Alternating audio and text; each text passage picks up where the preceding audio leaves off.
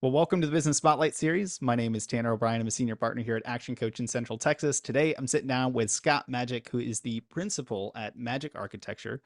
So excited to be chatting about business, about architecture, about just everything that kind of comes along with this crazy journey.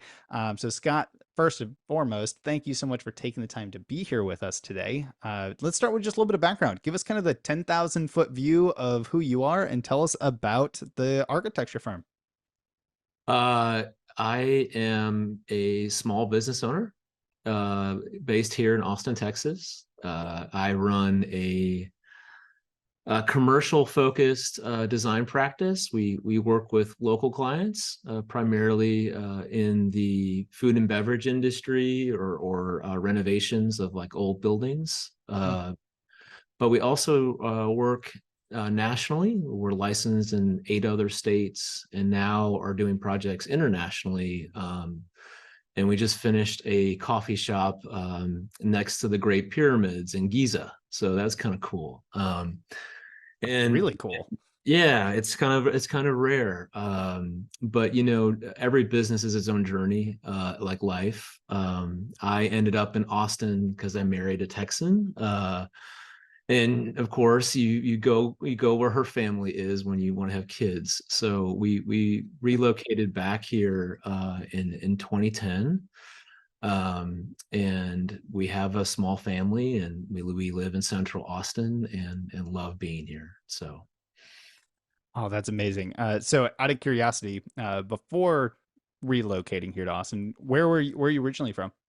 I'm originally from Chicago. I grew up in kind of the city, dabbled in a lot of different creative things as a kid and didn't really know, you're in high school, young kid, you don't really know what's going to stick. And I'm grateful that I had someone in college that kind of grabbed me and said, "You're perfect for this and you need to do architecture." And that changed my life.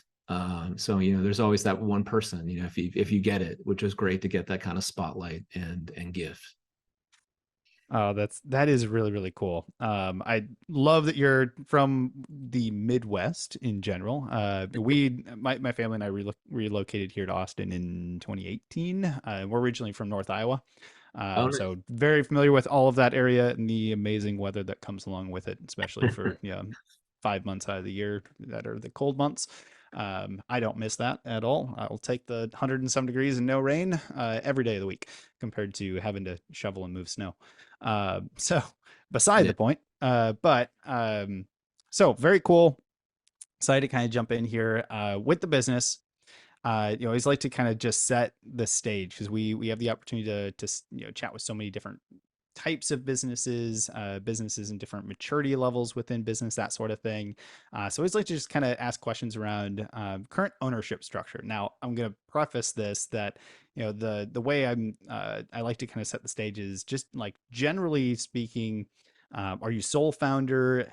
Did you take on business partners to kind of help with that process? Is it something where you own most of it, but you've also brought on outside investors and you report to a board? Kind of just generally speaking, what is that experience or what does that look like for your business? Yeah, for architecture, it usually it's partnerships or sole proprietors who decide to kind of open up their own office and just start doing their work.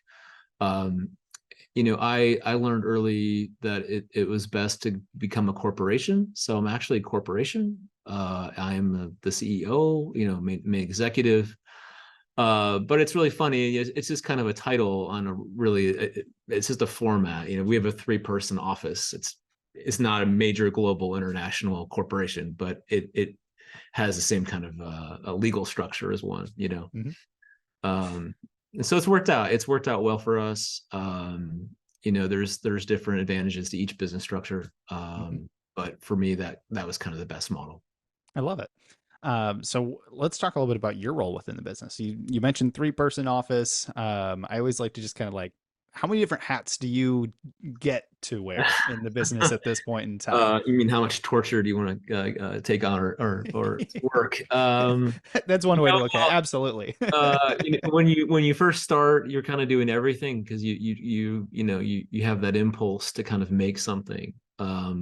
I'm a little bit of a control freak, mainly because architects are primarily pretty obsessive people. But what I realized, in my career was I'd work for big firms, small firms, medium-sized firms, and there just seemed to be so much waste in meetings and redesign. And as I got older and started a family, I'm like, I need to design my life and stop designing people's projects, but design my life so I'm happier and have more time every day for the stuff I want to do. And so kind of figured out a smart way to kind of streamline the business of designing projects, and kind of how those get implemented, um, so that it made more time for me to do things like ride my bike or go to my kids' sporting events and things like that. And so what kind of things, what kind of hats I wear currently, that I've kind of toned it down from where I was initially, but I still do all the marketing. I do have a bookkeeper for tax help, but I still do all the invoicing. I am the creative lead, so primarily I'm doing the design, coming up with the concepts. And when we're busy, I'm still in there doing the marketing, like the renderings and the drawings, and going to construction meetings. So I like doing all of that. Some people don't, but I'm one of those weird people that really enjoys kind of seeing it from start to end. Very cool. I love that. So let's talk a little bit more about the business and what makes it so special and all that sort of things. You mentioned a little bit on kind of who the business serves or kind of where your focus is with commercial things like that. But I always like to just frame it up. If I'm in the audience and I'm watching this later on, how do I know that I'd be a really good fit to work with y'all for your services? Or I might know somebody that I could refer over to you. No, that's a great question. My first rule in business, and I try to stick to this, is I don't take on husbands and wives as clients. And the reason is it's not to offend anyone. It's just that I realize that my mindset is not patient enough. And some people are more patient than I am in that regard. And I think a lot of it comes from the fact that I do commercial work. And so commercial is very linear, very like, we made this decision, we communicated this, we delivered this, we're going to go do it. And then it gets done in a very like linear path. Sometimes there are changes, things that happen, but for the most part, the trajectory is still that path. Residential is a little different. Residential work, when you have husbands and wives, it tends to be a little bit more personal because the money's more personal, and oftentimes you get thrown into communication issues, or relationship issues that then kind of surface during some pretty tense and challenging things for people. And so I just decided that I wanted to get things built and maintain my hair, and just kind of gracefully get things done. And so I primarily play in the commercial space for that reason.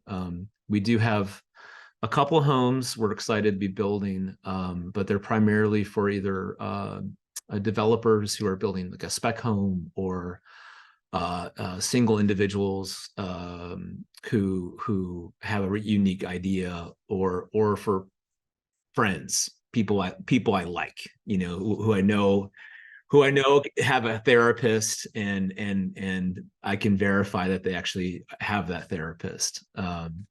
So yeah, that's kind of my MO about business. Man, I love that so much. So let's talk a little bit about competitors, especially here in kind of the Central Texas area. Are there a lot of different firms that do a lot of what you do? And if so, how do you differentiate, or why do some of your current clients choose to work with you, and as opposed to some of the other potential competitors out there? Oh, that's a great question. I think in Austin is actually an amazing city for architects and designers. Part of it is the spirit that's here. from all the music, from the sort of art culture on the east side. That's wonderful. It's and so that kind of drew a lot of creative people here, from all kinds of industries. And it's made this place have a really beautiful diversity, and tried to build on that kind of base that it was, in the Willie Nelson era, and so on. And it's unfortunate. I think the music is kind of, disappeared. The culture's kind of changed a little bit, but for the architecture scene, it's actually looked at internationally as a very strong community. And I say that it is a community. And oftentimes, we all get calls from people, or sometimes we're bidding on the same work. And I'm like, did you get this call, or did that person call you? Or we'll refer people to other people, because it is such a small town, even though there's a lot of architects. Most of us have either worked in the same offices with each other, or are just 1 degree removed. It's changed though. Like, I would say 10 years ago, it was a bunch of small offices, 1 to 10 person firms, and then there were larger corporate firms. And since Austin's grown, it's changed. Now there's more international attention. There's more national firms here that are more corporate, just to do the volume of work. And then there's a lot of small firms, and then a handful of medium-sized firms, like a 10 to 30 person firm. So it's been interesting. And there's so much talent here. I mean, there's so many great architects, and it's cool to play in that space. And one of the things that I learned in business was, how do you differentiate your work? Why is someone going to hire you? And I mean, ultimately, it was a great learning lesson for me. I was looking at things that were getting built in other places, and I'm like, why? How can they do that there? That looks so simple. Why are we not doing that here? And just sort of that curiosity, those kind of like things you see when you travel. And it kind of hit me that maybe we're overcomplicating things. And so I kind of set on this mindset that maybe there's a better way to do things that's simpler, but also it kind of is more reflective of my clients. Like, I'm just a medium. Like, I'm just someone who's helping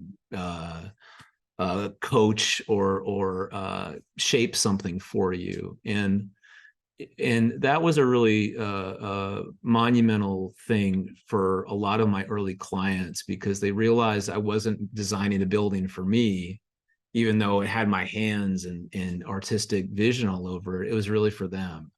Mm. And then ultimately, it met so many different goals and things, from being beautiful to being functional to also being memorable, or places that people wanted to visit. Like, one of my early buildings I worked on is in North Austin on North Lamar, and it was an old aircraft hangar. And the owner put a 32-foot high jackalope sculpture in front of it. And all I have to do is say, oh, it's the building with the jackalope. And like, oh, I love that building. So I realized that some of the work that I do is part of the community that way. And it becomes part of people's everyday lives, or the neighborhoods they live in. And so I try to make the work, my buildings, not only for my clients but also for us, like, it bring some sense of joy to every day in some kind of way. That is amazing. And to kind of keep on this concept of marketing, you mentioned being, kind of within the marketing hat within your business still. And I always love to just ask, more questions around marketing, because it's one of those areas. It's vital to every business, right? We need leads that come in. We need people we can talk to, that we can eventually have some, be doing business with. But it's not always the area that is the easiest for many business owners out there. So, in your experience, what has been kind of your philosophy, or What have been some ways that you found success in to get the word out about the things that you do and attract the ideal clients to your business? It's a great question. Every industry is different, but most architects don't market. They don't. It's word. Most of it's word of mouth.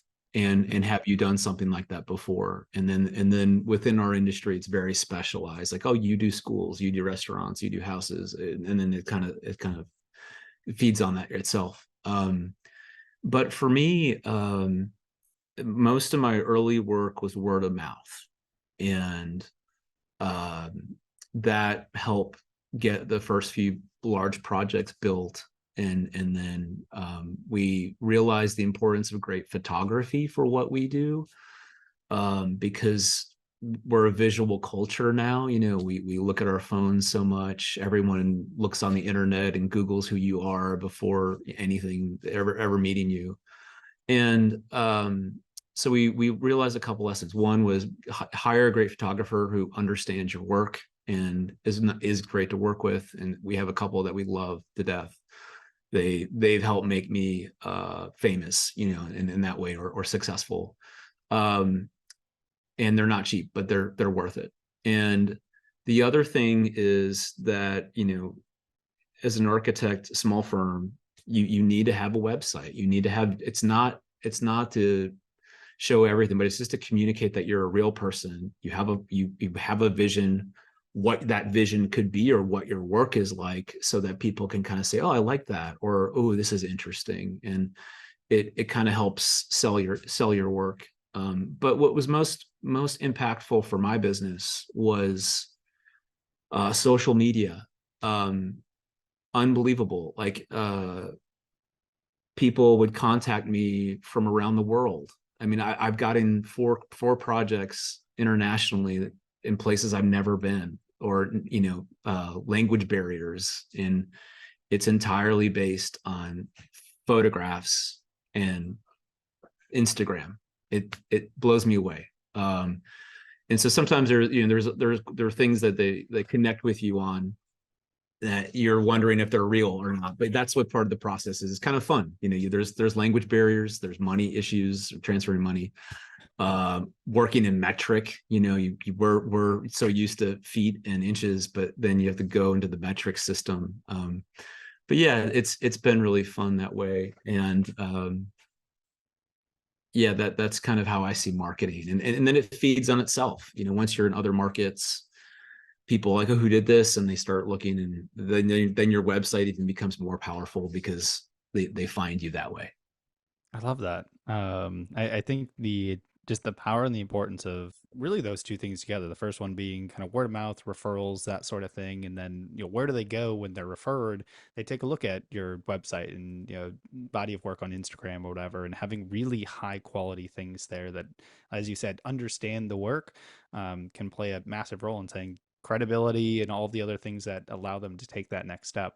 Absolutely love it. So when you look back at kind of your journey through this crazy thing called business ownership, I would imagine that there's multiple different occasions that you've had either setbacks or just lessons that you've had to learn along the way. But as you kind of think back on that journey, is there maybe one or two lessons learned that stand out in your mind that have helped you become the business owner that you are today? Yes. One thing is always understand who's the person who has the financial power, who's actually paying Mm. for the project. Sometimes it's not the person who's you're working with, but that person ultimately has the power. um the second lesson is don't give up. There's always going to be tough things, roadblocks, break-ins, stolen stuff, who knows what. But don't give up. Just power through, keep going. And the last one that was really kind of a big epiphany for me was be creative. Like, what do you have to lose by trying? Mm. And I think a lot of people, a lot of designers in America, um, could do better, and don't choose not to because it's safer to just copy someone else's work or borrow from other people, because there's no skin in the game, and you're like, oh, this is safe, someone's done it, look, let's do some white shiplap here, and I saw it on HGTV, and that's cool. That's fine. You can work that way. But the thing that I think we all forget is how brilliant and smart we are. And we can do really cool things if we just allow ourselves to do that.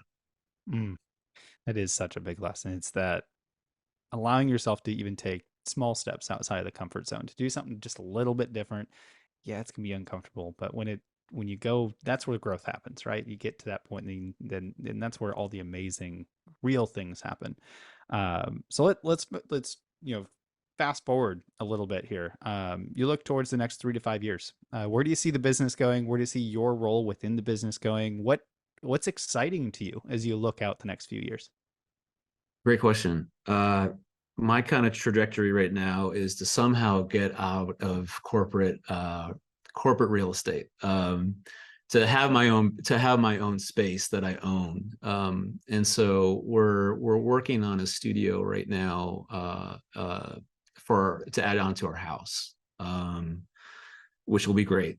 I still need a little bit of separation from home, but we'll make it work. So that's kind of one goal. The other goal is we're kind of pivoting more towards doing a more interior work. It's just kind of Mm, the way things are right now. It's expensive to build a new building in Austin, and it takes a very long time. So we're doing a lot of really beautiful office spaces, shops, and coffee shops and restaurants, and really enjoying it. And a lot of people think, oh, architects don't do interiors, and I'm like, we do a lot of interiors, and so it just depends on the creativity of someone, and so that's kind of my goal. Is I really want to do more of that kind of work. very cool. So I know we've covered a ton of ground so far, and I do want to be respectful of the time that we have. So as we start to wrap up, I've got a few, we'll call them rapid fire questions, kind of pulls out some additional nuggets for the audience here, but meant to be kind of top head answers. So I've got four of them in total. When we look at the first one here, when you look at your journey so far, we'll just start with kind of that. When you look at your journey so far, what would you say is kind of your key to success? Great question. I would say the second lesson I learned in business was get paid first. Mm, Um, Whatever you need, you can kind of test a relationship or a potential client on how quickly they pay, how they pay, and and the way they pay, and that actually is very foundational for the rest of the project. And I have many friends who learn later on, when their checks don't come, then their bills go unpaid, that it's a very bad place to be in. And so that is my first recommendation. I like that. If you could leave just one singular piece of advice for other business owners out there, and I know you may have multiple ones you can give, but if you could give just one today, one piece of advice for other business owners, what would that be? uh Trust people. Hmm. uh and I mean that in a way where uh it's almost like there's a lack of faith kind of right now in professionals a little bit. Sometimes we get that kind of vibe, but I think if you want to have something successful and have a great outcome, um, you need to trust your team member, and you need to communicate. Hmm. If you don't do those things, you'll never be on the same team, and your outcome will never be as great as it could. That's a great piece of advice. What's one book that either you're currently reading or read most recently? My wife's book. She's in marketing, but she's pivoting a little bit. It's called Change Fatigue, and so it's about why things and businesses fail, and usually comes down to teams and team members, and being burned out, and why they don't want to change. Uh, so yeah, it's a great book. It just got published. Very cool. Well, Yeah, congratulations to her on publishing a book. yeah, That's amazing. yeah. Google Jenny Magic. I will make sure I make a note of that and put it in the description as well. All right, note made. Perfect. Final rapid fire question. This one's just kind of fun. When you look at your business today, if you could only choose one area where you could take some magic dust and sprinkle it all over, you only get to choose one spot. Where would you choose to put that magic dust? I like doing new things. I would try, and this comes from being a parent. I would love to sprinkle some dust on how do we design better schools, like that Ah, are beautiful, inspiring, and safe. Right now, I think schools need a lot of love that they're not getting for a lot of reasons. But that is where I'd throw some special sauce. I love that. Yeah. So, Scott, before we officially wrap up with the final question here, for those that are in the audience that are watching this later, where can we advise them to go for more information, to learn about you, to learn about the firm and everything that y'all have going on? Where can we advise them to go for more information? Great question. My website is probably the best. It's scottmagic.com.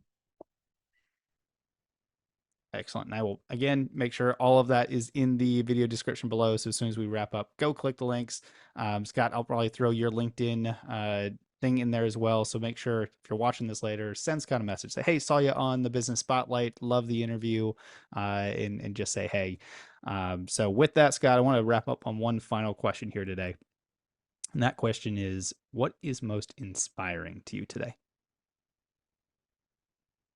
I've kind of gone into painting a little bit, so I'm kind of there's a painter I really like his work, in who's based in Australia, but it's really kind of beautiful and it's really simple. It's his name's Liam Murphy, but they're just little lines of color built on other lines of color. It looks really crazy, but it's quite beautiful.